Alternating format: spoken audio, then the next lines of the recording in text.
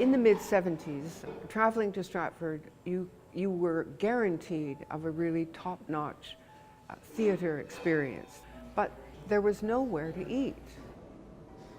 In that time, with 3 aspiring restaurants, each of us were attempting to do something unique and different and of a high standard. The chef school was the idea to train people at a very high level. Hi, I'm Ian Middleton, and I'm the executive chef at 27 Marketplace. I came to Stratford from Thunder Bay, and that was in 1999 to attend the school. Anthony John came and gave a talk to us about organic farming.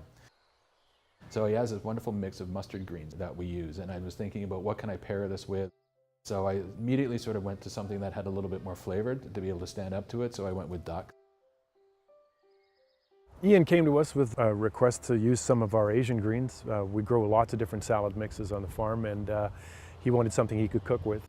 In Stratford and beyond, the grads have stayed on after their education has been finished with the chef school, and many have gone on to open their own restaurants here in Stratford and add more dimensions to an already quite special food scene.